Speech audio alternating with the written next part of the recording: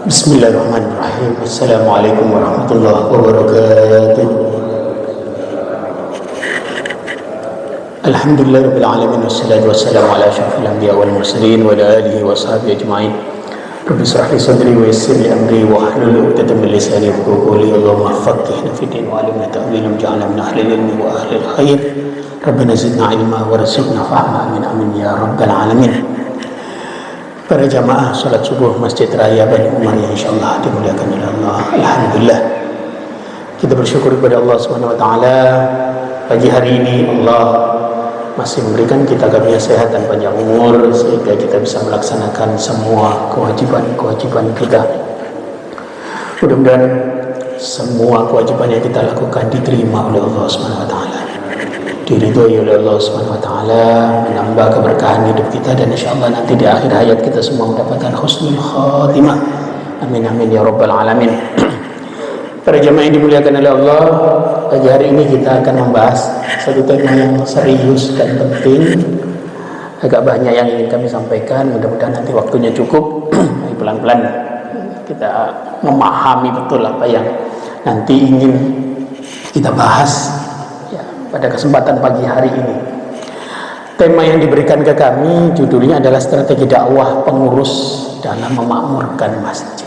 Ini sesuatu yang penting sekali, yang kita perlu pahami sekali, terutama bagi kita yang memang diamanahi untuk memanage, mengelola urusan dakwah di masjid-masjid kita.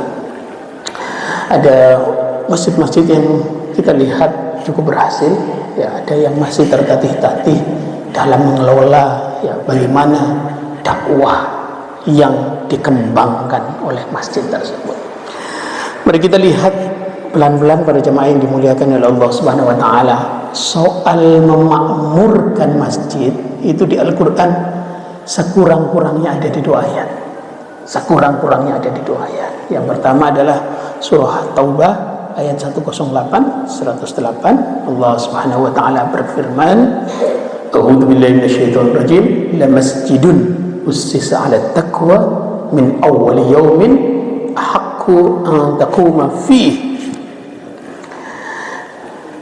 Ini ayatnya bunyinya bahwa masjid yang sejak awal didirikannya dipondasi, pondasinya adalah ketakwaan, itu adalah masjid yang paling berhak untuk kita sholat di dalamnya. Kita istiqomah berjamaah di dalamnya. Ini penting, kita perlu fahami. La masjidun ussisa 'ala taqwa. Kita betul-betul memilih masjid yang ussisa 'ala taqwa. Satu. Ini pengertiannya bukan hanya di diri kita yang jamaah, tapi siapapun yang mengurus masjid itu harus berhati-hati, mulai dari pada saat membangunnya. Nanti para ulama bahkan sangat hati-hati sekali. Syekh Nawawi Al-Bantani itu menyebutkan bahkan masjid itu tidak boleh serupiah pun ada barang haram, makruh aja jangan. Kenapa? Karena ini adalah tempat energi kebaikan, tempat kita mendekatkan kepada Allah Subhanahu wa taala. Jangan ada hal-hal yang tidak halal masuk ke masjid. Apa dampaknya? Masjid-masjid yang ada, katakan ekstrimnya serupiah energi yang tidak baik, baik itu yang haram maupun yang makruh, itu membuat sirkulasi udara di masjid itu menjadi tidak nyaman. Maka kita temukan ada masjid-masjid yang sepi, padahal besar, padahal lokasinya strategis, tidak bisa dikembangkan. Ini tidak ussisa 'ala taqwa kemungkinannya. Atau kemungkinan-kemungkinan yang lain ya bisa kita analisis berdasarkan permasalahan yang ada. Tetapi dalam prinsip mengembangkan masjid, mengelola masjid, memakmurkan masjid, ussisa 'ala taqwa itu menjadi fondasi penting. Syekh Nawawi Al-Bantani tadi mengatakan, pokoknya harus dibersihkan masjid itu dari hal-hal yang tidak jelas. Setiap kali sumbangan yang masuk ke masjid harus dicek betul, apakah ini sumbernya halal atau bahkan makruh saja jangan. Ini soal energi, ya. Maka para jamaah yang dimuliakan oleh Allah, mengelola masjid itu ya tidak sesuatu yang sederhana, bukan sesuatu yang sekedar rutin saja. Kalau kita melihat bagaimana Rasulullah SAW mengembangkan masjid yang kita kenal sebagai Masjid Nabawi sekarang itu memang betul-betul ussis ala taqwa, ya, ussis ala taqwa, sehingga dia menjadi energi peradaban, dia menjadi energi sejarah, dia menjadi energi dakwah. Ini yang penting yang kita perlu fahami bersama. Dan masjid-masjid yang ussis ala taqwa ini nanti sebetulnya masjid-masjid yang meminimalisir konflik. Kalau ada konflik kok berkepanjangan, gak berkesudahan di satu masjid, itu yang perlu dibedah adalah bagaimana dulu ketika dibangunnya, dari mana sumber uangnya, dan seterusnya. Kalau berkelanjutan, gak berkesudahan, beda ceritanya. Sekedar konflik itu sesuatu yang wajar, itu bumbu kehidupan. Tetapi kalau terus menerus, ya, antara satu pengurus dengan pengurus yang lain, antar jamaah dengan jamaah yang lain, yang harus dibedah adalah sumbernya, bagaimana masjid ini dibangun. Ini pertama yang kita perlu fahami bersama. Lanjutannya di ayat ini penting kita perlu fahami, fihi rijalun yuhibbuna ayyatatahharu. Di dalam masjid yang seperti ini, yang ussisa ala taqwa, dibangun atas fondasi ketakwaan, orang-orang yang ada di dalam masjid, orang-orang yang mengelola masjid, orang-orang yang mengurusi masjid yang seperti itu adalah mereka yang mencintai untuk bersuci. Kita perlu fahami apa yang dimaksud bersuci di sini. Kalau kita mengikuti penjelasan Al-Imam Al-Ghazali dalam Ihya Ulumuddin, penting kita perlu pahami bahwa soal bersuci dalam Islam itu tidak hanya yang lahiriah saja, tapi yang batiniahnya jauh lebih penting. Ketika kita berwudu, fisiknya, wajahnya, ya, kita mulai dari wajahnya misalkan yang rukunnya, itu bukan hanya bersihin mukanya ini. Kalau bersihin mukanya ini nggak harus wudu sih, ya, mandi, ya, atau apa yang pakai tisu, ya, atau apa lagi yang. Tapi yang sesungguhnya yang diperintahkan kepada kita ketika bersuci, apalagi nanti ketika sholat. Dan yang menarik dalam Islam itu, sebelum sholat, sebelum beribadah, kita diminta untuk bersuci. Itu bukan fisik luarnya saja, bukan zahirnya saja, tapi batinnya. Apa yang dimaksud batinnya? Kita ikhlasnya, mulai dari ikhlas. Semua orang yang mengurusi masjid, semua orang yang mengelola masjid, semua orang yang terlibat di masjid, hatta orang-orang yang mengisi acara-acara di masjid, kegiatan-kegiatan di masjid, dakwah di masjid, harus ikhlas yang diutamakan, supaya ini yang nanti memberi energi-energi positif, energi-energi kebaikan, energi-energi perkembangan peradaban, dan seterusnya. Akhlisu fin niyat kay tanadu 'ala darajat. Ikhlaslah, ini dalam satu aforisme yang disampaikan oleh para ulama, ikhlaslah mulai dari niat agar kita mencapai derajat yang tinggi. Harus betul-betul niatnya lillahi ta'ala, jangan ada motivasi yang lain. Kalau ada motivasi yang lain dan itu lebih daripada motivasi karena Allah Subhanahu wa ta'ala, ya jangan heran masjidnya nanti tidak memberikan dampak-dampak yang besar terhadap lingkungan, terhadap peradaban, terhadap sejarah, terhadap ajaran Islam, terhadap dakwah Islamnya, dan seterusnya. Ini yang kita penting perlu fahami. Ayat tatahharu, kalau dalam bahasa Arabnya tatahharu, wazannya tafa'ala, itu maknanya proses. Jadi ini bukan orang yang bersuci, tetapi orang yang terus menerus bersuci, orang yang terus menerus memperbaiki diri, orang yang terus menerus yang mengelola masjid, yang ngurusi masjid, yang menjadi jamaah di masjid itu terus menginginkan kebaikan-kebaikan, membersihkan dari hal-hal yang tidak baik, baik itu terkait dosa, baik itu terkait dengan maksiat, baik itu terkait dengan motivasi. Kalau ini yang terjadi, besar, masjid ini akan memberikan dampak yang luar biasa. Nanti akan saya jelaskan kenapa masjid ini menjadi pusat peradabannya umat Islam sejak awal didirikannya atau diutusnya Rasulullah SAW. Setelah Rasulullah SAW berhijrah di Madinah, masjid yang pertama kali dibangun. Kenapa? Energi semua dakwahnya Rasulullah SAW ada di masjid. Ayat yang pertama. Ayat yang kedua, para jemaah yang dimuliakan oleh Allah Subhanahu wa taala, soal memakmurkan masjid ini kita masih temukan di surah Taubah ayat 18. Surah Taubah ayat 18, Allah Subhanahu wa taala berfirman, a'udzubillahi minasyaitonir rajim, innama ya'muru masajidallahi man amana billahi wal yawmil akhir wa aqamas salata wa ataz zakata wa lam yakhsha illallah. Pelan-pelan kita lihat ayat ini. Allah Subhanahu wa taala berfirman, yang memakmurkan masjid ini, masjid-masjid Allah di mana saja, baik yang besar maupun yang kecil, baik yang di pinggir jalan maupun yang di kampung-kampung. Ya, siapa? Man amana billahi wal yaumil akhir, orang-orang yang beriman kepada Allah dan hari akhir. Apa pengertiannya? Ya. Kita semua yang memakmurkan masjid itu insya Allah terpilih menjadi orang yang beriman kepada Allah dan hari akhir. Kenapa ada hari akhir di sini? Karena semua yang kita lakukan di masjid ini ada pertanggungjawabannya, ada hisabnya, apalagi terkait dengan persoalan uang. Hati-hati ya mengelola masjid, hati-hati mengembangkan masjid, hati-hati ya kita yang sebagai jamaah berada di masjid ya, kita bawa uang banyak nggak menyumbangkan ke masjid, ada pertanggungjawabannya. Di dompet kita ada uangnya, bisa kita masukkan ke kas masjid, ke kotak amalnya masjid, nggak kita masukkan, ada hisabnya. Ini penting, kita perlu paham. Dan di masjid ini ya, kalau kita melakukan kebaikan berlipat-lipat pahalanya, tapi kita melakukan kesalahan berlipat-lipat juga dosanya. Jaga masjid, kehormatannya, kemuliaannya ada kita di masjid. Maka nanti para ulama banyak sekali dalam literatur, dalam kitab-kitab itu menyebutkan al-adabu fil masajid, adab, atau ada lagi yang menuliskan adabul masajid ya, adab berada di masjid.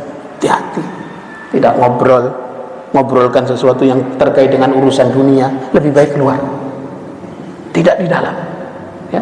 Bahkan nanti Rasulullah SAW menyebutkan ya, jangan berdagang di masjid, jangan jualan di masjid.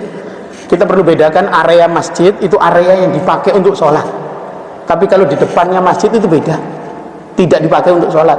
Maka ada yang disebut di beberapa masjid itu zona muamalah, itu di luar masjid, di seberang masjid, di depan masjid. Tapi kalau di masjid, di dalam masjid, kita temukan hadisnya. Rasulullah SAW menyampaikan bahwa ya, orang-orang yang berdagang di masjid la robah Allah nggak ngasih untung. Mudah-mudahan Allah nggak ngasih untung, nggak sukses jualannya dan lain sebagainya. Ini penting, kita perlu paham. Kenapa? Itu adab berada di masjid. Kenapa? Karena nanti ada hisabnya. Man amana billahi wal yaumil akhir wa aqamas shalah. Ya masjid tujuan utama ya. Masjid ini didirikan untuk mendirikan salat utamanya. Tapi nanti ada banyak hal yang kita perlu paham. Masjid itu tidak hanya kita pakai untuk sholat, dan dalam perjalanan sejarah masjid itu ya tidak hanya untuk ibadah, tapi untuk mengembangkan berbagai hal. Ekonomi kembangkan dari masjid, politik kembangkan dari masjid, bukan politik praktisnya, bukan ya, tapi bagaimana umat ini menyadari pentingnya kita ya memegang kendali dalam ya kepemimpinan dalam berbagai sektor. Ya, bukan hanya yang pemerintahan, tapi sektor-sektor yang lain penting. Umat Islam ada di dalam, ada sebagai pengendalinya. Nah ini man amana billahi wal yaumil akhir wa aqama shalah wa ataz zakah. Ya, masjid harus menjadi energi agar masyarakat, agar umat Islam punya kesadaran pentingnya berzakat. Ya, ingat satu hal. Semua ayat jihad itu didahului dengan bi amwalihim wa anfusihim. Bi amwalikum wa anfusikum. Apa itu maknanya? Maknanya umat Islam itu harus punya kesadaran ekonomi yang baik. Jihad omong kosong kalau hanya fisik saja. Kenapa? Butuh logistik jihad. Pada masa Rasulullah SAW, andai tidak ada Sayyidina Utsman bin Affan, andai tidak ada Sayyidina Abdurrahman bin Auf dan sahabat-sahabat yang punya kekuatan ekonomi, jihad-jihad yang dilakukan oleh Rasulullah SAW bersama para sahabat bisa jadi hasilnya ya tidak sesuai seperti yang tercatat dalam sejarah. Ya, orang-orang seperti Utsman bin Affan, Abdurrahman bin Auf yang memang diandalkan oleh Rasulullah SAW untuk membantu logistik ya jihad fisabilillah. Maka bi amwalikum, hartanya kita harus, yang berpunya di antara kita harus punya kemauan, harus punya ya keberanian untuk mendermakan, mensedekahkan, menzakatkan harta kita untuk kepentingan jihad. Jihadnya macam-macam. Kalau terkait dengan masjid, gimana masjid ini tidak hanya fisiknya yang megah, tapi program-programnya dirasa manfaatnya. Tidak hanya lahannya yang luas, tapi cakupan dakwahnya menyentuh ke tempat-tempat yang jauh. Sekarang sudah borderless. Masjid-masjid ini sudah tidak ada batasannya dengan adanya ya fasilitas streaming dan lain sebagainya. Semua orang bisa mengikuti apa yang kita kembangkan, semua orang bisa mengikuti apa yang dikaji di masjid ini. Ini penting kita perlu fahami. Yang di ujung ayat ini juga tidak kalah pentingnya, walam yakhsha illallah. Kenapa soal ayat-ayat terkait dengan masjid ini selalu ada kaitannya soal ini? Kalau ahli tafsir memberikan penjelasan bahwa ya, ini berarti ada titik tekan dari Allah Subhanahu wa taala agar kita sebagai jamaah, agar kita sebagai pengelola masjid, agar kita sebagai pengurus masjid, agar kita sebagai orang-orang yang mengisi kajian di masjid itu, yang dikedepankan adalah khasyatullah, takut pada Allah, bertanggung jawab terhadap tugas kita masing-masing. Ya, kullukum ra'in wa kullukum mas'ulun an ra'iyati. Semua kita ini pemimpin, bukan hanya yang di depan, bukan hanya ketua DKM, semua kita, hatta jamaah. Kalau masjid tidak bersih, jangan pengurus yang disalahkan. Kita semua bergerak. Kalau masjid liftnya tidak jalan, ya bukan pengurusnya, bukan pengelolanya yang disalahkan. Kita semua harus punya energi untuk memperbaikinya, mengembalikannya dan seterusnya. Kenapa? Itu bagian dari wujud khasyatullah. Pada jamaah yang dimuliakan oleh Allah Subhanahu wa taala, ini yang penting yang kita perlu fahami soal ayat-ayat tentang memakmurkan masjid. Kalau di hadis banyak sekali. Kalau hadis yang populer, man bana lillahi masjidan banallahu lahu baitan fil jannah, orang yang membangun masjid ya, maka Allah akan membangunkan rumah di surga. Selama ini difahami hadis itu seolah-olah hanya membangun fisiknya saja, waktu awal saja. Bukan hanya itu. Membangun masjid itu pengertiannya menjaga keberlangsungan masjid, menjaga dakwahnya masjid. Kita punya banyak kisah dari para ulama yang energinya dihabiskan untuk masjid dan dampaknya luar biasa. Dampaknya ke anak-anaknya, dampaknya ke keturunannya dan seterusnya. Ada ya ulama yang tiap malam sebelum sholat subuh itu ngisi air di masjid dulu. Itu anak-anak yang menjadi ulama-ulama hebat, ulama-ulama yang terkemuka. Kiai Sahal Mahfud, kalau para jamaah pernah mendengar nama ini, pernah menjadi ketua MUI 2 kali, pernah jadi Rois Am PBNU, pernah ya. Itu abahnya dulu, dalam kisah yang sering kali dituturkan oleh para ulama, ngisi air masjid rutin tiap hari sebelum sholat subuh agar orang yang mau wudhu mudah. Ini penting yang kita tiru. Kita mungkin tidak seperti itu karena sekarang mudah, tapi bagaimana listrik masjid ini kita jaga? Bagaimana fasilitas yang di masjid ini kita jaga? Kalau perlu kita berikan kontribusi kita. Itu dampaknya luar biasa. Nanti di riwayat itu disebutkan siapa yang menyalakan api ya. Api itu pengertiannya ya lampu ya. Nanti Allah akan lipatkan balasan dengan berbagai macam ya. Tidak hanya itu, sandal ya ringan-ringan, yang sederhana itu yang kita bisa lakukan. Sandal yang mungkin ya kita tata ya, Kita rapikan, orang nyaman berada di masjid. Setelah pakai mukena ditata lagi dan seterusnya. Energi-energi seperti ini ya nanti akan berdampak kepada keturunan kita, kepada anak-anak kita, cucu-cucu kita, dan kita sendiri. Kehidupan kita lebih baik, rezeki kita lebih lancar, dan seterusnya.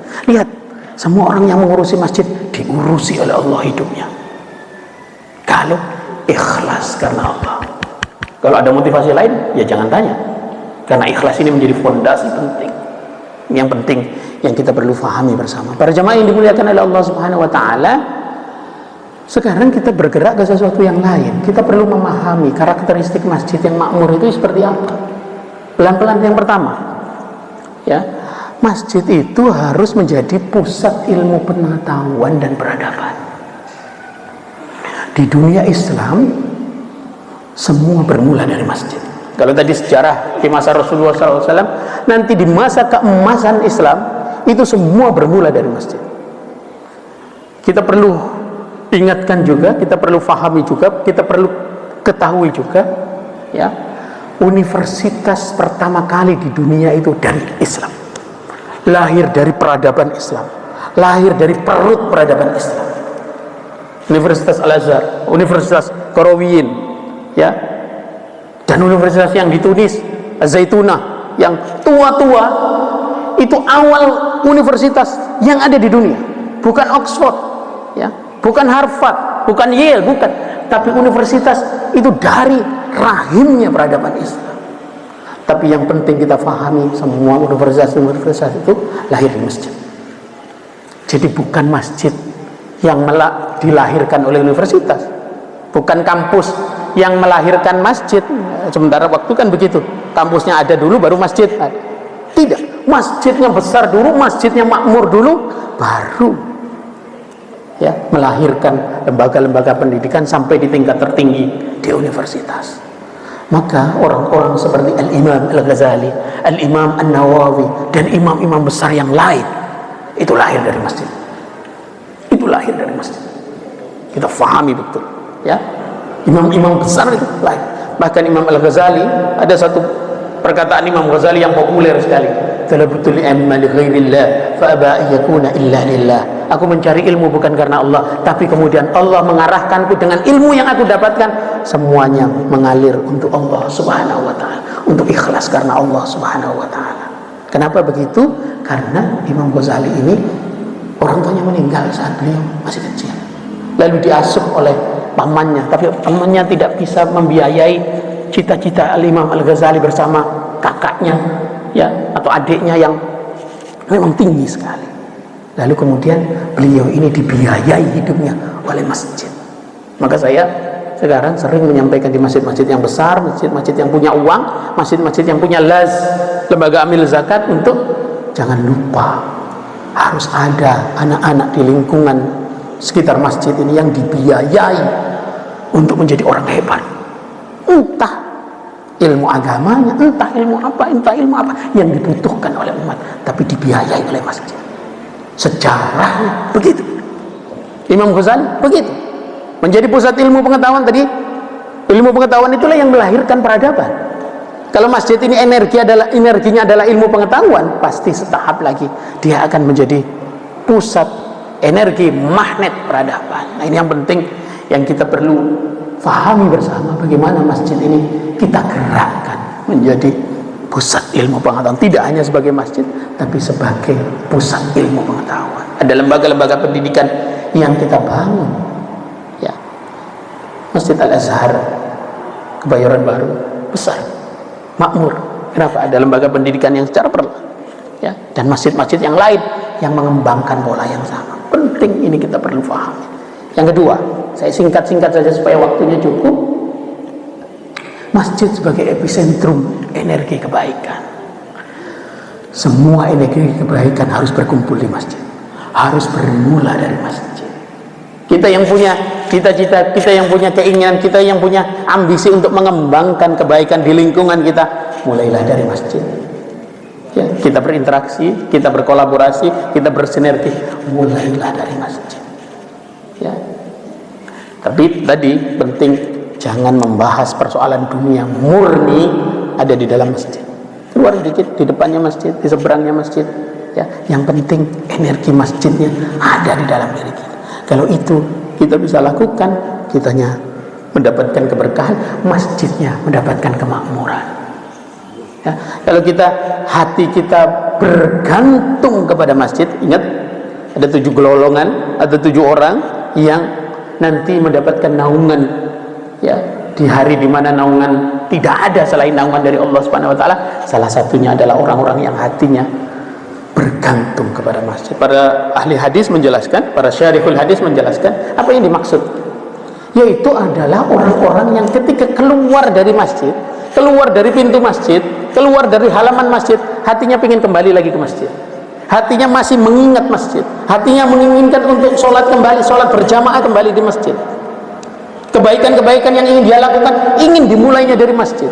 Itu yang nanti termasuk dalam 7. Tapi energi kebaikan yang kita punya, rencana-rencana kebaikan yang kita punya, yuk mulai dari masjid. Mulai dari masjid. Itu yang terjadi, makmur masjid itu. Jadi tidak pernah sepi. Masjid itu tidak hanya dipakai untuk sholat saja, tapi terus menjadi detaknya kehidupan di lingkungan sekitar. Lihat Masjidil Haram tidak pernah sepi. Lihat Masjidil Nabawi tidak pernah sepi. Kenapa? Menjadi pusat episentrumnya energi kebaikan. Ya, kalau kita bisa melakukan itu, lakukan semampu kita, sebisa kita. Siapa yang melakukan? Utamanya jamaah, ya, dan seterusnya. Ini yang penting yang kita perlu fahami. Yang ketiga, para jamaah yang dimuliakan oleh Allah Subhanahu wa taala, karakteristik masjid yang makmur adalah masjid yang bisa menjadi rumah bagi fakir miskin, ya, anak yatim, ya, orang-orang yang terlantar, ya, duafa, ya, janda yang membutuhkan biaya untuk hidupnya demi anak-anaknya dan lain sebagainya. Harus, saya juga sampaikan di beberapa masjid, masjid ini juga harus punya andil terhadap umat Islam yang terlilit hutang, wabil khusus pinjol. Kenapa? Tempat ibadah yang lain sudah melakukan itu. Sudah melakukan itu. Saya dapatkan laporan dari kawan-kawan ada di Semarang, ya. Ada tempat ibadah yang melunasi hutang orang-orang yang terlilit pinjol, asal dia mau ngambil pelunasannya itu, ya, cicilannya itu dibayari oleh tempat ibadah itu pada hari Jumat pas sholat Jumat. Kalau banyak yang murtad di antara kita gara-gara kita tidak peduli terhadap saudara-saudara kita yang terlilit pinjol, ya. Ini bukan yang hobinya hutang, bukan, ya. Kalau yang hobinya hutang beda ceritanya. Ini orang yang memang karena satu dan lain hal dia akhirnya terlilit oleh masjid, atau kita sebagai umat Islam harus punya andil. Masjid-masjid yang punya uang banyak, punya las, harus punya andil di situ. Saya sampaikan ke pengurus Masjid Raya Bintarujaya, karena uangnya juga sudah banyak sekarang, ya, yang dilaporkan ke kami, harus, dan mereka melakukan program-program yang mengarah ke situ, memberikan pinjaman dan seterusnya. Ternyata, ya, tidak macet, malah berkembang. Asal bagaimana dikelola secara profesional dan lain sebagainya. Yang penting yang kita perlu pahami, pokoknya masjid itu bikin orang yang nyaman, ya. Ada Jumat berkah dan lain sebagainya. Ada hari-hari di mana mereka ngantri di depan masjid untuk mendapatkan santunan dari kita yang memakmurkan masjid, dari masjid dan seterusnya. Nyaman mereka, doa mereka juga menjadi energi kebaikan bagi kita semua. Ini penting yang kita perlu pahami. Yang keempat, para jamaah yang dimuliakan oleh Allah Subhanahu wa taala, masjid itu harus juga, supaya makmur, harus menjadi laboratorium toleransi. Apa ini yang saya maksudkan? Masjid ini harus selesai dengan perbedaan-perbedaan.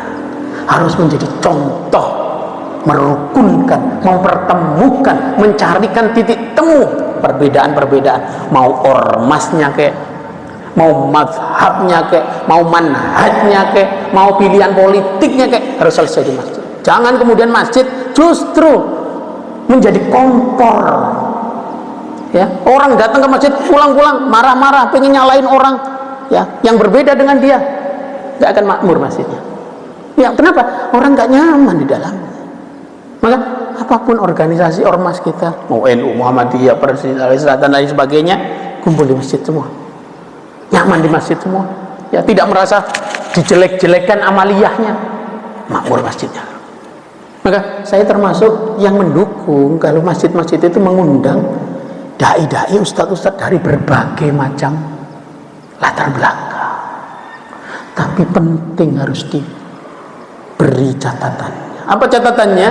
Kalau ada ustadz-ustadz yang seolah-olah hanya membenarkan amaliyahnya sendiri, menyamalahkan amaliyah orang lain, itu yang harus ditausiahi ustadznya. Tidak begitu seharusnya. Kalau ada pendapatnya para ulama yang bisa dijadikan rujukan, sudah. Gunut tidak gunut, sudah selesai itu. Maulid tidak maulid, sudah selesai itu. Mau maulid, silakan. Ada dalilnya juga, ada ulama yang melakukan juga. Tidak mau maulid, silakan. Ada dalilnya juga, ada ulama yang, tapi jangan menyalahkan. Ustadz dai, kiai yang terus menanamkan kebencian, menanamkan, mencari titik beda, ini yang bahaya.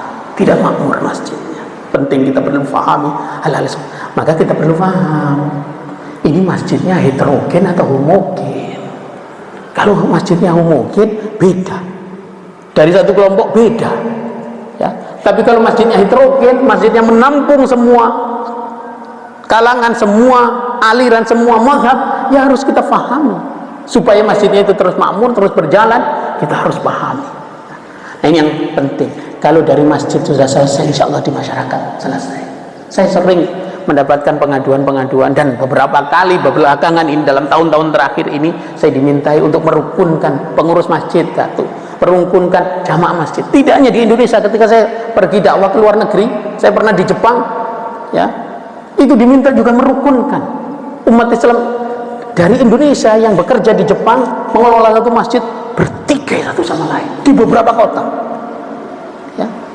Ya gitu, ketika ada ustadz dari kelompok ini, yang kelompok sana nggak mau datang, kelompok sini, yang sana nggak mau datang, begitu juga sebaliknya.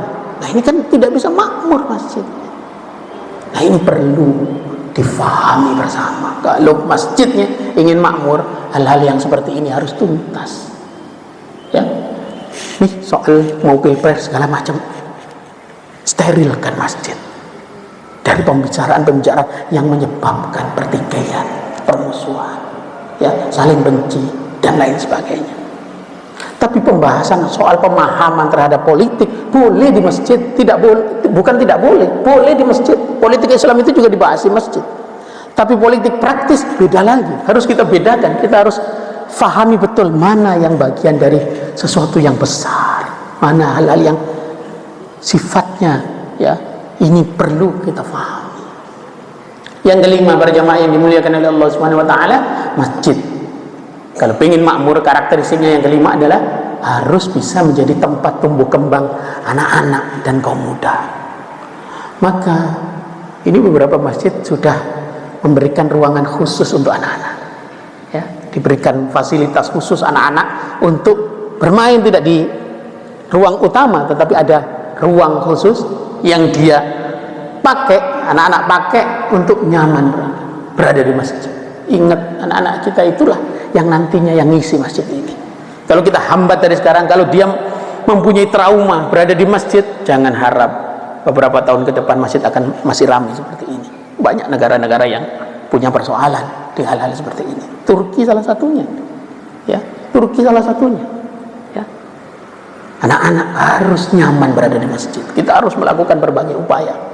Yang berikutnya adalah kaum muda, anak-anak muda ini harus senang di masjid. Saya beberapa kali juga diundang oleh keluarga-keluarga yang, Ustaz, saya minta Ustaz hadir di rumah saya datangkan anak-anak saya, ponakan-keponakan saya, cucu-cucu saya untuk kumpul di rumah saya, kasih nasihat, ya, dengan logika yang mereka bisa paham, ya.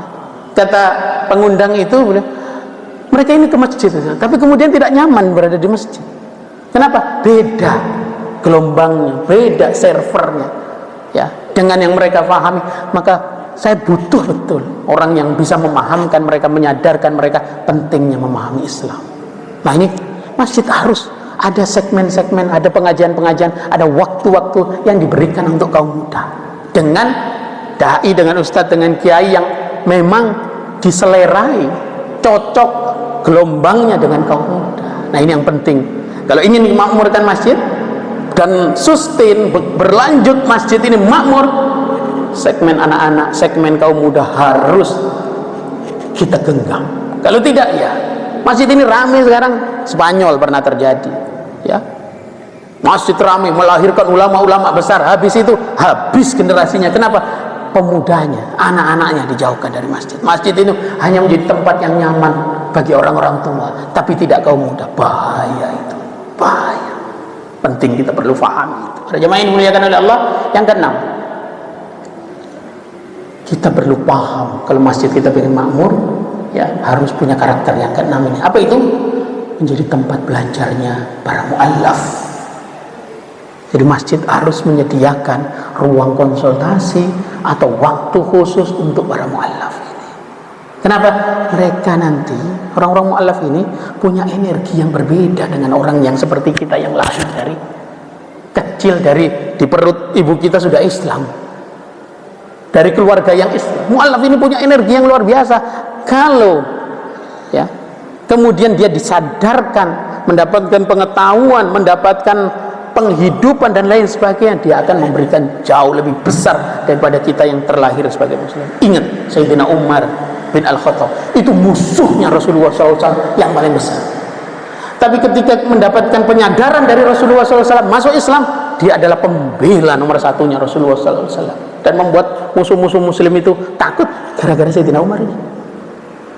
Itu non muslim dulunya, pemabuk, ya, yang paling luar biasa, ya, paling ditakuti Sayyidina Umar, tapi menjadi pembelanya Rasulullah SAW. Ya, kenapa? Karena mendapatkan penyadaran. Mu'allaf, tugas kita semua, tanggung jawab kita semua. Kalau ada mu'allaf yang kemudian murtad lagi, itu tanggung jawab kita juga. Mu'allaf yang menyesal masuk Islam, itu tanggung jawab kita juga. Sebagai orang yang dianggap sebagai saudara tapi tidak perhatian kepada saudara. Yang kedua, masjid harus menjadi tempat yang nyaman bagi orang-orang yang baru mengenal Islam, baru belajar Islam, baru hijrah. Jangan kemudian masjid ini menjadi tempat penghakiman bagi orang-orang yang baru belajar, membakar, ya, semangatnya dibelokkan ke arah yang tidak sesuai dengan bagaimana Islam ini diturunkan. Berikutnya, saya singkat-singkat, masjid harus menjadi tempat yang nyaman bagi kaum senja. Saya menyebutnya kaum senja. Kaum senja itu siapa? Orang-orang yang sudah sepuh, yang sudah selesai hidupnya, yang sudah pensiun, yang sudah ini, sudah itu, ya, nyaman, selalu pengen datang ke masjid itu. Kenapa? Tidak ketemu hiburan di tempat lain, dia ketemu hiburannya di sini, di masjid ini. Kegelisahan hatinya ditinggalkan keluarga, anak-anaknya sudah hidup sendiri-sendiri, dia mencari ketenangan di masjid ini, mencari kebahagiaan di masjid ini. Harus, ya. Maka kajian-kajian yang dipilih nanti juga penting. Soal bagaimana tazkiyatun nafs, soal tasawuf, soal hati, ya, itu ada di segmen-segmen tertentu, ya, di waktu-waktu tertentu yang fokus. Kenapa? Ini kaum senja ini, ya, semakin banyak jumlahnya. Kalau di negara-negara lain, ya, yang non muslim, ya, orang-orang tuanya itu dikirim ke panti jompo, ya. Kan salah satu ciri kaum senja itu adalah dia mencari, ya, teman ngobrol. Jadikan masjid ini menjadi tempat interaksi yang nyaman bagi beliau-beliau itu bertemu dengan teman-temannya seangkatan, teman-temannya waktu kerja dan seterusnya, sama-sama, ya, yang ingin kembali kepada Allah Subhanahu wa Ta'ala. Kita fasilitasi. Ini nanti bagian dari strategi yang kita perlu pahami, karena karakter Masjid Makmur itu diantaranya itu. Ini saya ambil poin-poin ini dari pengalaman yang saya lihat dari masjid-masjid yang berhasil. pengalaman yang saya lihat dari masjid-masjid di luar negeri yang makmur dan seterusnya, sehingga kita ambil modelnya, best practice-nya dari tempat-tempat ini kita ambil modelnya. Yang ketujuh, para jamaah yang dimuliakan oleh Allah SWT, yang tidak kalah pentingnya, masjid harus menjadi titik kumpulnya kaum ibu. Ibu-ibu itu, ya kata orang kan, the power of mak-mak, luar biasa. Saya ketemu ke masjid-masjid yang di situ ibu-ibunya banyak, ramai masjid itu, berkembang masjid itu, programnya banyak. Tapi begitu juga sebaliknya, masjid-masjid yang kaum ibunya dipinggirkan, tidak diberikan kesempatan untuk ikut memakmurkan masjid, sepi. Kenapa?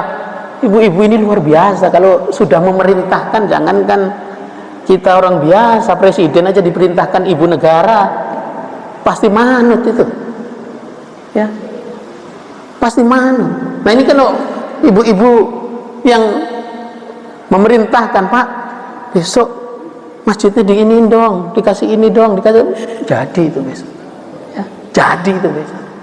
Rata, saya sudah lihat, ya, masjid-masjid yang tidak ada ibu-ibunya sepi, kurang makmur secara umum. Ya, tapi yang ada ibu-ibunya banyak, ibu-ibunya nyaman berada di situ, makmur masjidnya. Ini penting, kita perlu fahami bersama para jemaah yang dimuliakan oleh Allah Subhanahu wa taala. Mari kita lihat hal-hal yang lain. Maka untuk mencapai 7 tadi karakter masjid yang makmur, apa yang harus dilakukan? Benahi beberapa hal ini. Pertama, manajemen dai. Kita yang dipasrahi untuk mengelola, ya, urusan dakwah di masjid ini, benahi manajemen dai. Apa yang dimaksud di sini? Kalau memilih dai, pertimbangkan betul kompetensi keilmuannya. Kalau dia kita undang untuk membicarakan tafsir, kita harus paham dia betul-betul memahami tafsir, dia ahli tafsir, dia punya, ya, ekspertis dia tafsir. Kalau kita minta dia membicarakan hadis, dia harus ahli hadis, bukan orang yang hadis saja dia nggak ngerti, ya, detail-detail ilmu hadis dia nggak ngerti, pasti ada masalah. Kalau fikih juga sama. Oh, jangan kemudian mentang-mentang viral, ya, kita langsung undang mentang-mentang serbannya, ya, jubahnya, ya. Tahu kan, jubah kan soal gampang, beli ke Tanah Abang selesai kan, ya. Jadi ukuran keilmuan itu bukan di baju, ya. Ukuran keilmuan itu bukan di viral, tapi bagaimana beliau ini memang mempunyai penguasaan yang mendalam. Orang-orang yang mempunyai penguasaan yang mendalam, ketika menjelaskan sesuatu nyaman aja didengar, enak aja didengar, ya, dan memahamkan, itu yang paling penting. Harus kompeten. Yang kedua, harus wasati. Wasati itu pengertiannya dia, ya, harus moderat. Moderat itu bukan harus pro pemerintah. Kita perlu pahami. Moderat itu pengertiannya wasati, ya. Wasatiyatul Islam itu pengertiannya orang-orang yang ketika mendakwahkan sesuatu, dia mencari titik tengah. Bukan ekstrem kanan, ekstrem kiri. Pro kanan, pro kiri. Bukan merasa ormasnya yang paling benar, bukan merasa mazhabnya yang paling benar, bukan merasa manhajnya yang paling benar, semua orang salah. Itu tidak wasati. Yang wasati dijelaskan, betul Bu, betul Pak, ada pendapat yang seperti ini, tapi ada pendapat yang seperti ini. Pendapat dalam Islam itu nggak pernah tunggal, duanya, tinggal dipilih mana yang mau diambil, ya, tinggal dipahamkan mana yang kalau sudah dipilih, ya, mana yang mau diambil, ya sudah, anggap itu pilihan yang diberikan oleh Allah Subhanahu wa taala kepada kita sesuai kecenderungan kita, kecondongan kita, tapi jangan kemudian menganggap pilihan kita yang paling baik, apalagi yang terbaik, nyalahin orang. Kalau ada yang dai, ustadz, ya, kiai yang menyampaikan materi mengarahkan ke hal-hal seperti itu, tidak wasati, bahaya pada titik-titik tertentu. Dulu di Masjidil Haram, sebelum yang era yang sekarang kan semuanya Salafi Wahabi yang mengisi Masjidil Haram. Kalau dulu 4 mazhab semua ada di masjid. Masjidil Haram itu saya dapat datanya, ya, di abad sebelum, ya, tahun 19-an, 19 sekian atau sebelumnya 18 sekian, awal-awal 19 sekian, abad 20 itu masih, ya, Masjidil Haram itu diisi bergantian oleh ulama-ulama dari berbagai mazhab. Imam Syafi'i, bermazhab Imam Syafi'i, bermazhab Imam Ahmad bin Hanbal, bermazhab Imam Abu Hanifah, bermazhab Imam Malik, semua bersinergi, ya, menyampaikan materinya kepada, ya, bukan hanya di halakoh-halakoh, tapi menjadi khatib Jumat. Kalau khatib Jumat itu kan semua orang dengar dari berbagai aliran, diberi kesempatan semua.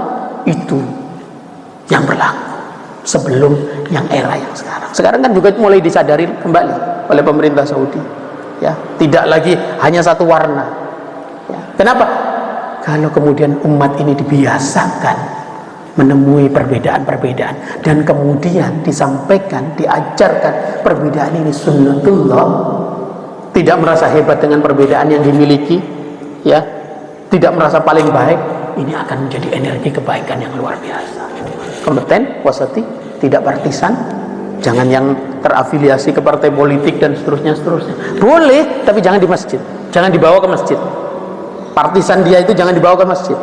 Masjid sampaikan hal-hal yang umum, yang tidak mengarahkan kepada apa yang jadi pilihan, apalagi yang terkait dengan politiknya. Kenapa? Di masjid ini banyak, ya, yang berbeda pilihannya.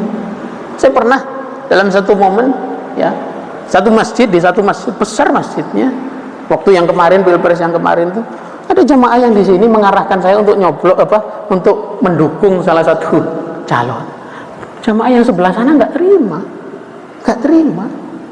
ya. Kalau itu dibiarkan, kalau itu kemudian, ya, dikompori, masjid menjadi tidak makmur, menjadi tidak nyaman. Yang berikutnya, manajemen tema di masjid, yang dibahas di masjid, yang disampaikan di masjid, ya, itu harus juga dikelola, ya. Apa misalkan kita pilih apakah temanya aktual atau tidak aktual, sesuai dengan apa yang orang ketahui sekarang, orang yang ramai bicarakan, kita pilih. Ada di segmen-segmen tertentu, di hari-hari tertentu, di waktu-waktu tertentu yang memang membahas ini. Ada yang tema yang kontekstual, kita pahami konteksnya, situasinya, kondisinya. Ada hari-hari tertentu yang, tapi yang tidak kalah pentingnya, penting juga cari tema-tema, cari kajian-kajian yang fundamental. Apa fundamental itu? Umat ini diajari untuk memahami agama ini secara fundamennya. Apa fundamennya? Al-Quran. Bagaimana cara memahami Al-Quran? Dari tafsir. Hadis, bagaimana cara memahami hadis? Dari syarah-syarah. Fikih, dipahamkan juga usul fikihnya. Sirah nabawiyah, dipahami juga konteksnya, dan seterusnya. Ini yang fundament yang tidak boleh hilang. Masjid-masjid yang ada kajian kitabnya, yang memberikan informasi kepada masyarakat, kepada umat, kepada jamaah dengan pemilahan seperti ini, umumnya makmur. Kenapa? Jamaah mendapatkan nilai lebih. Kalau semua di masjid itu kajiannya tematik saja, tidak ada yang mengakar di sini. Harus ada sesuatu yang betul-betul ngakar, betul-betul nempel menjadi pengetahuan. Kalau bisa kajian kitab itu, jamaah dianjurkan bawa kitabnya. Ini yang saya jarang temukan di masjid-masjid perkotaan. Kalau di kampung-kampung masih itu terjadi, dan itu manfaatnya luar biasa. Jadi beberapa masjid itu saya juga mencoba mewajibkan atau menganjurkan pengurus untuk menyiapkan kitabnya. Yang saya sampaikan Riyadhus Shalihin misalnya dibawa, beda memang, keberkahannya beda, gampang memahaminya, gampang menjadi pengubah perilaku dan seterusnya. Kenapa? Ketika melihat kitab itu ada energi keberkahan ilmu yang kita dapatkan dari para ulama. Sama kan? Baca Quran di handphone sama di mushaf kan beda kan? Ini yang kita perlu fahami bersama. Maka nanti harus dipecah. Ada kajian tematiknya, ada kajian kitabnya, ada tablik akbarnya, ada diselang-seling. Itu strategi yang juga kita bisa mainkan agar masjid kita menjadi masjid yang makmur. Manajemen waktu kita juga perlu paham, ya. Kita pilih waktu yang rutin, ya. Kapan nih waktu yang rutin, yang nyaman? Ba'da salat maktubah, ada masjid yang full, ya. Setelah sholat maktubah itu ada kajian-kajian, atau di sholat tertentu, ba'dal maghrib, ba'dal isya, ada ba'dal zuhur, ada, ya, ba'da subuh, ada ada di weekend, ada di Jumat, itu rutin, ya. Tapi ada juga yang insidental, ya. Ada yang insidental.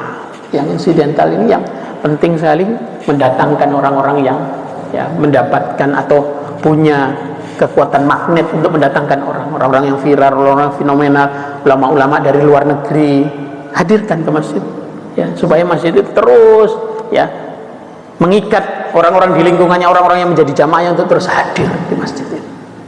Pilih prime time, kapan prime time-nya? Prime time-nya kita perlu paham, misalkan subuh, ya, atau duha, berarti dipilih betul, ya, temanya dipilih betul, dai-nya dan seterusnya. Ini yang nanti penting, ya, kita lakukan pembenahan di hal-hal seperti itu agar dakwah ini dampaknya besar, dampaknya luas. Manajemen program, menyiapkan programnya, mulai perencanaannya, pelaksanaannya, evaluasinya harus sudah mengarah ke situ. Tidak bisa sporadis, tidak bisa asal. Zamannya sudah berubah. Yang berikutnya manajemen modern, ya harus profesional, amanah. Kalau ada jamaah nanya, ini kenapa ya Ustadz ini yang diundang kok bukan Ustadz yang itu, dijelaskan. Ya, ada penjelasannya. Kenapa tema ini yang dibahas kok bukan tema yang itu? Ada penjelasannya. Ya. Kalau ada jamaah yang minta ini ya gimana keuangannya segala macam, ada penjelasannya dan seterusnya. Kalau itu dilakukan, energi kebaikan itu akan berkumpul di masjid. Para jamaah yang dimuliakan oleh Allah Subhanahu wa taala. Nah, terakhir. Ini strateginya. Ya, kita kan bahas strategi. Apa yang harus kita lakukan pertama? Ya tadi, ya strategi yang bisa kita lakukan untuk pemancing, untuk agar orang-orang yang mungkin tidak bisa rutin, tidak bisa istiqomah ke masjid, hadirkan orang-orang yang dai-dai, ustadz-ustadz, kiai-kiai yang tadi yang viral, yang fenomenal, yang menarik perhatian publik, hadirkan. Tapi penting dilihat tadi kompetensinya, kompeten nggak, wasati, partisan nggak, penting dilihat. Ya, kalau tidak kompeten ya jangan diundang meskipun viral.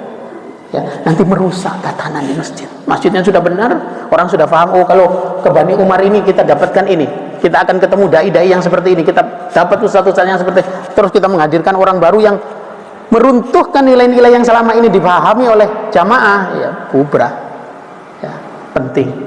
Ya, ulama-ulama yang kita undang, yang kita hadirkan dari luar negeri, hatta yang dari luar negeri kita penting juga lihat. Ya, kalau masjid kita selama ini kalem, adem, tidak provokatif masjidnya, menjadi energi, ya kebaikan dan seterusnya, ya jangan kemudian mendatangkan orang-orang yang provokatif, yang merusak sesuatu yang kita tanam selama ini. Yang kedua, nah tadi menghadirkan ulama dari luar negeri sudah kita bahas. Yang ketiga, menggait marketing yang handal. Sekarang ini penting, kebaikan itu pakai marketing. Penting. Jadi ya kita harus libatkan orang profesional, ya dengan gaji, ya kalaupun tidak profesional gajinya ya disesuaikan. Ini di masjid ya adalah ya zakatnya profesi dia di masjid ini, ya gimana cara memasarkan masjid ini, program-program di masjid ini kita libatkan. Beberapa masjid sudah melakukan itu, mengembangkan sampai pada titik itu, maka terlihat sampai ya hal-hal yang kecil-kecil aja sudah bisa diketahui oleh publik. Marketing ini penting. Ya. Yang berikutnya, melakukan publikasi yang masif. Publikasi itu pengertiannya ya bisa yang dalam bentuk cetak, bisa juga dalam bentuk audio, bisa juga dalam bentuk video. Yang cetak, poster, pamflet, lakukan. Ya, pakai audio. Ya, sekarang yang gini-gini ini perlu ada kerjasama dengan media, dengan radio dan lain sebagainya. Ya, yang video perlu kerjasama dengan ya stasiun TV dan lain sebagainya. Atau sekarang ini orang-orang yang punya podcast, orang-orang punya channel YouTube, ya diajak kerjasama untuk kemudian mensyiarkan dakwah yang kita lakukan. Nah, perangkatnya bisa banyak. Ya, sekarang YouTube, TikTok, Reels, ya dan lain sebagainya itu harus dipunyai oleh masjid. Dan saya memang juga dapat informasi investasi untuk publikasi ini besar, alatannya juga mahal, terus meng-hire yang profesional juga mahal, tapi itu dampaknya akan besar. Beberapa masjid sudah tembus ya subscribernya itu sampai 500 juta. Masjid Raya Bintaro Jaya itu sudah 500 juta yang kalau sudah 500 juta begitu, kita nayangin apa saja akan ditonton orang, apalagi kalau lebih dari. Dan itu nanti harus juga melibatkan public figure untuk ikut terlibat dalam perjuangan dakwah ini, dalam pengembangan dakwah ini. Berikutnya, menggandeng pelaku bisnis dan pemerintah. Pengertiannya bukan untuk berbisnis di dalam masjid, bukan, tetapi mencari kolaborasi, mencari sinergi yang baik dengan para pelaku bisnis ini agar mereka juga tetap diruhi oleh masjid. Pemerintah juga tetap akhirnya punya kesadaran untuk membantu pengelolaan masjid. Lalu berikutnya lagi, menggandeng figur publik. Tadi sekarang yang paling punya daya tarik yang besar, yang punya podcast ini, dia punya kendali untuk menggiring opini masyarakat, harus diajak untuk bekerja sama, sehingga apapun yang kita lakukan terinformasi ke publik, dan hal-hal yang kebaikan yang kita kembangkan bisa mempengaruhi lingkungan sekitar kita. Kerjasama dengan pelaku media, cetak, elektronik, media sosial, tidak kalah pentingnya. Jadi promosinya itu kegiatan-kegiatan ini, marketingnya leading sektornya untuk kemudian membantu kita semua bagaimana dakwah di masjid ini punya daya jangkau yang luas, tidak terbatas ke jamaahnya, tapi mempunyai ini beberapa masjid kan juga sama masjidnya kecil tapi daya jangkaunya luas, dakwahnya itu terinformasi, terkonfirmasi di masyarakat yang luas. Bahkan ada ustadz-ustadz yang mungkin di masjid-masjid belum dikenal, tapi dakwahnya di TikTok, di YouTube mengena dengan video-video yang pendek, atau bahkan sekarang ada yang live gitu. Nah, ini strategi yang juga kita perlu kembangkan kalau kita memang serius mau mengembangkan dakwah di masjid kita ini atau di masjid yang lain. Yang terakhir, dengan apa yang disampaikan tadi, yang paling penting yang perlu dilakukan adalah memperbanyak sinergi dan kolaborasi. Kalau tidak ada sinergi, tidak ada kolaborasi, babak belur. Kalau kerja sendirian babak belur.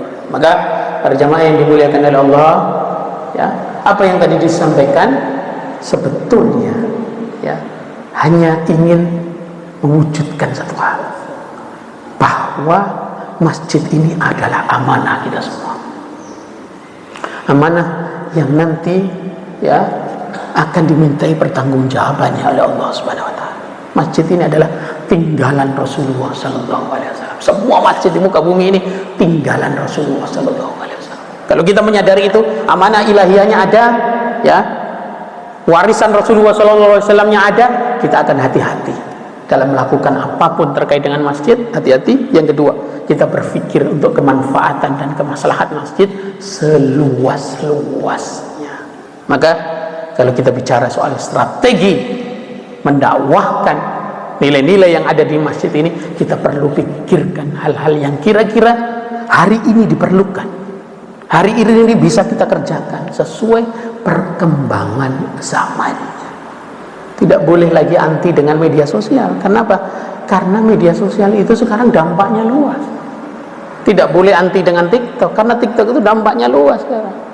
Maka kalau selama ini media sosial dikesankan ada hal-hal yang negatif di TikTok, TikTok itu juga bagian dari media sosial, atau di YouTube dikesankan ada hal-hal yang negatif, ingat, dalam Islam itu yang didahulukan adalah al-amru bil ma'rufi, baru an-nahyu anil munkar. Kenapa?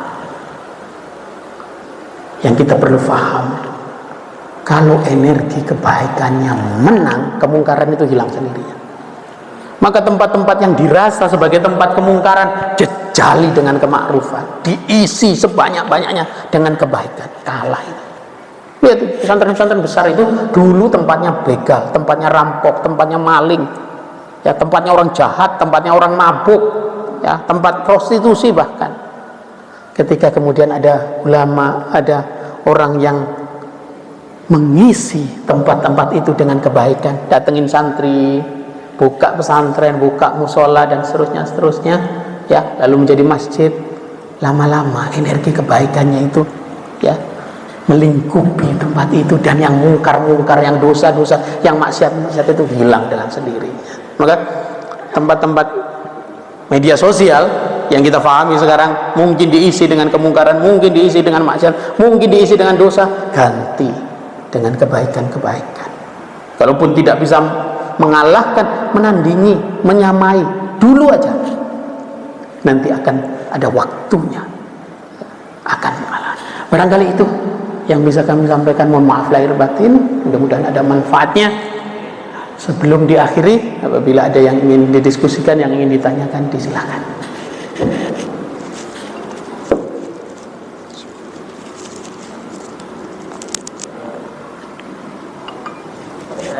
Silakan, Bapak.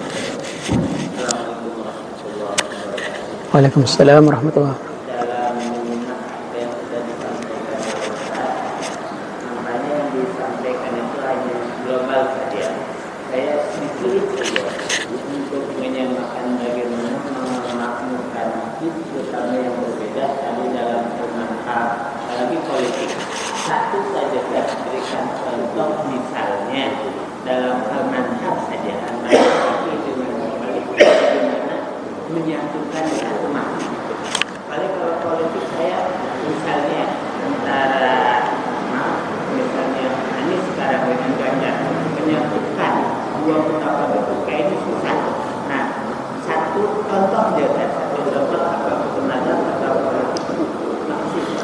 Baik, terima kasih banyak Bapak. Ini pertanyaan yang menarik, pertanyaan yang penting, yang kita juga perlu menemukan ya solusinya.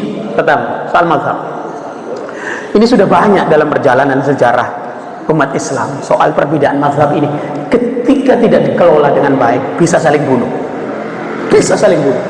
Dalam perjalanan sejarah di Mesir pernah terjadi pembunuhan besar-besaran antara pengikut mazhab Imam Syafi'i dengan pengikut mazhab Imam Ahmad bin Hambal.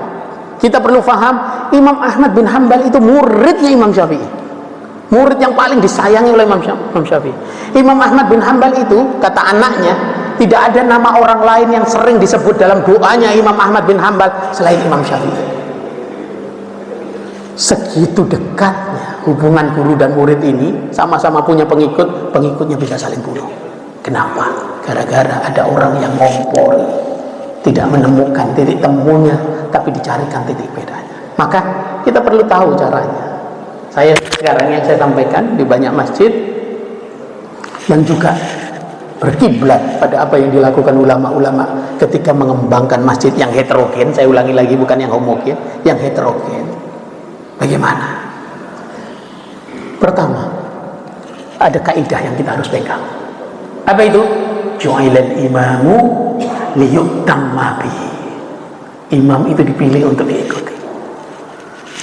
Soal salat misalkan, ketika imamnya melakukan amalia tertentu, wajib kita ikuti. Contoh, ketika imamnya kunut, wajib semuanya kunut, wajib. Satu. Begitu juga sebaliknya, ketika imamnya tidak kunut, wajib semuanya tidak kunut. Kenapa begitu? Loh, kalau nggak sama dengan imam, ngapain lo makmum? Kita itu bermakmum kepada imamnya, kita harus ikuti imam. Dan Rasulullah SAW sering memarahi, ya Rasul bukan tidak pernah marah, Rasul itu marah juga untuk hal-hal yang memang penting.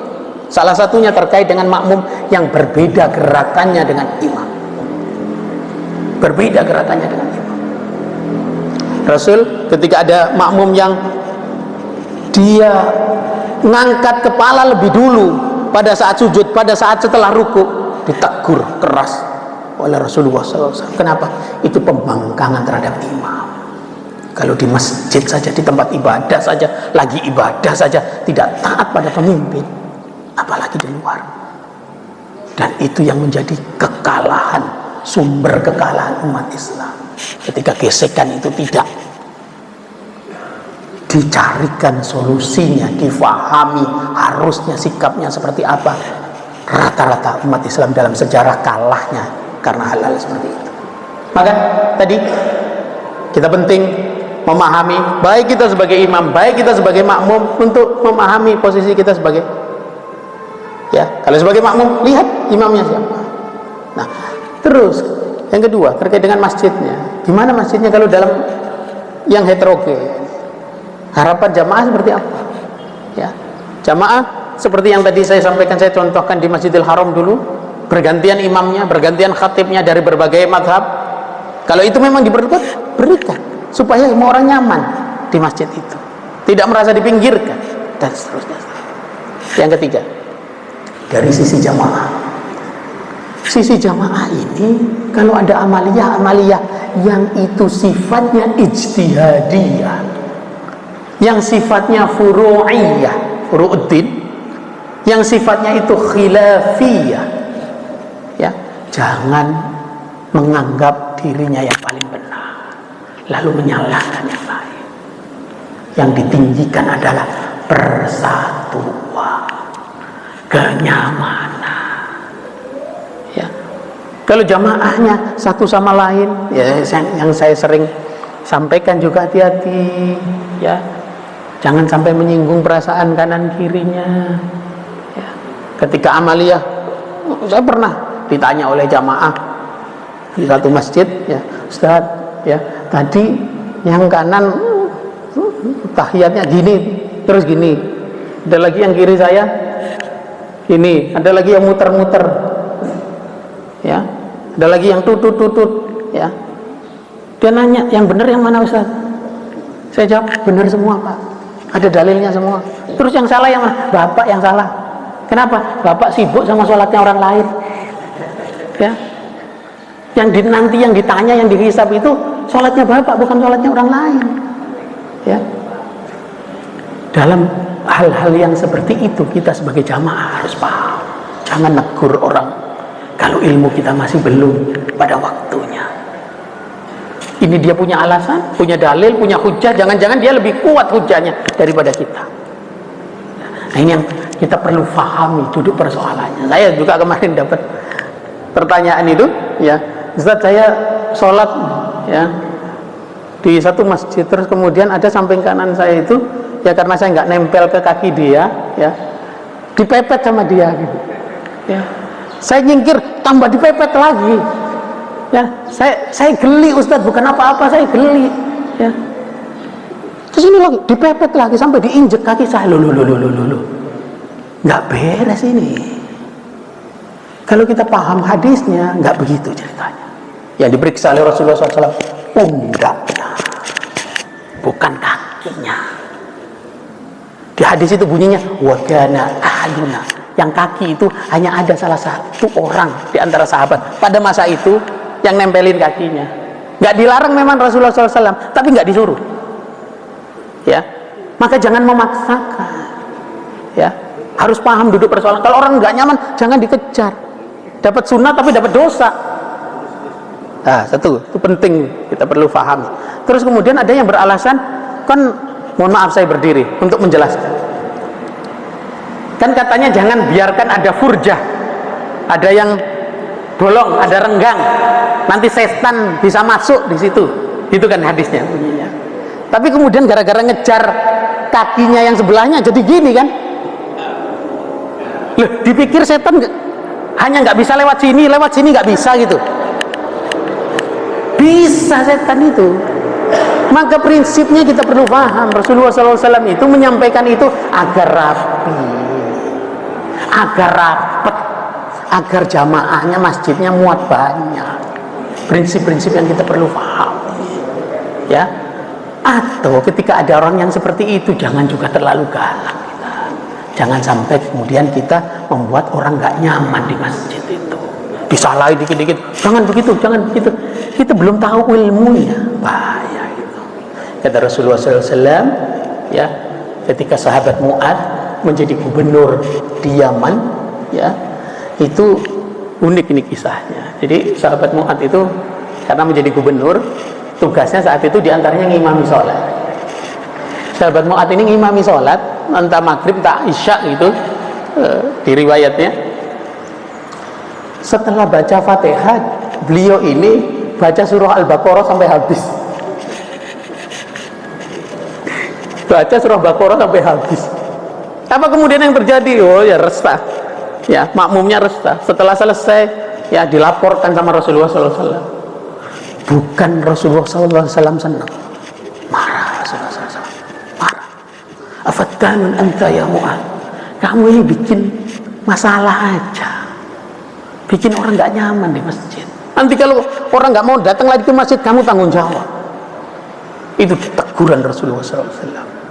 Ya, maka ada hadis tadi saya sampaikan ke mahasiswa-mahasiswa kami dulu waktu mengajar di PTIK, saya sampaikan juga kalau jadi imam jangan mentang-mentang suaramu enak, ya terus lama sholatnya, ya melanggar itu prinsip dari Rasulullah SAW. Ada hadisnya, iza amman nas falyukhaffif. Kalau kita ini ngimami orang lain, ya berada di masjid, ya apalagi masjid yang berada di pinggir jalan yang orang macam-macam, ada sopir taksi, ada sopir grab yang memaksakan diri untuk masuk ke masjid ini untuk bisa sholat, jangan lama-lama. Kenapa? Kata hadisnya itu di dalamnya ada orang sakit, atau ada orang tua, ada anak-anak, ada orang yang punya hajat. Nah, maka ini nanti kajiannya juga jangan lama-lama, nanti jangan, masih ada, ya ada dosa juga ini. Maka diantara ciri cerdasnya seorang dai, seorang khotib itu jangan lama-lama, jangan lama-lama. Nah itu jawabannya Bapak, dari sisi imam, dari sisi orang yang dipercaya untuk mengelola, dari sisi jamaah, semua ada andil untuk bagaimana mencari titik temu. Jadi tadi perbedaan-perbedaan itu, ya kalau kita biasa dipertemukan dengan perbedaan-perbedaan itu, ya insya Allah kita akan lebih mudah. Tapi kalau dipertemukan dengan orang-orang yang terus ya membakar untuk mencari titik beda, di situ nanti nggak ketemu. Jadi persis seperti yang dilakukan di Masjidil Haram pada masa lalu, itulah contoh best practice yang kita bisa lakukan supaya tadi tidak terjadi konflik-konflik sampai bunuh-bunuhan. Perbedaan mazhab itu bisa saling bunuh, ini yang kita perlu khawatiri. Maka sekarang ada yang Salafi, ada yang NU, ada yang hati-hati. Kalau masing-masing itu bisa menjadi energi yang menyulut sesuatu yang madorotnya jauh lebih besar daripada manfaat. Itu yang pertama, mudah-mudahan bisa menjawab. Yang kedua, soal politiknya. Dalam politik ini betul yang tadi Bapak sampaikan, kalau sudah kubu-kubunya beda, ya memang tidak bisa disatukan. Tapi maksud saya tadi dalam konteks di masjid ini semuanya, ya jangan kemudian ya menganggap dirinya itu yang paling berhak terhadap masjid. Satu, tidak membawa energi-energi itu ke masjid, ya energi kampanye. Namanya kampanye gimana sih, ya kalau semua saling, wah pasti akan terjadi clash. Maka sudah nggak apa-apa, ya semua masjid jamaah punya preferensi masing-masing, tapi ketika di masjid masuk sebagai jamaah. Apa artinya jamaah? Jamaah itu dari kata jamaah, mengumpulkan, menghimpun, harus berhimpun bersama fi shaffin wahid, dalam satu shaf yang sama. Kalau punya kesadaran seperti itu, selesai sebetulnya. Tapi kalau tidak punya kesadaran seperti itu, membawa energi bukan energi jamaah ke masjid, itu yang akan jadi masalah. Mudah-mudahan bisa menjawab apa yang Bapak sampaikan. Karena tadi tidak boleh lama-lama, saya rasa diakhiri saja, ya. Jangan sampai saya dilaknat nanti setelah selesai, ya. Mohon maaf lahir batin para jamaah yang dimuliakan oleh Allah. Mudah-mudahan ada manfaatnya, mudah-mudahan waktu yang kita pakai untuk mengikuti kegiatan thalabul ilmi, ta'lim seperti ini menjadi wasilah kita mendapatkan kesehatan, menjadi wasilah kita mendapatkan keberkahan hidup, menjadi wasilah kita mendapatkan kemudahan-kemudahan hidup, dan insyaallah nanti kita semua mendapatkan husnul khatimah. Amin amin ya rabbal alamin. Kita tutup dengan doa kafaratul majlis.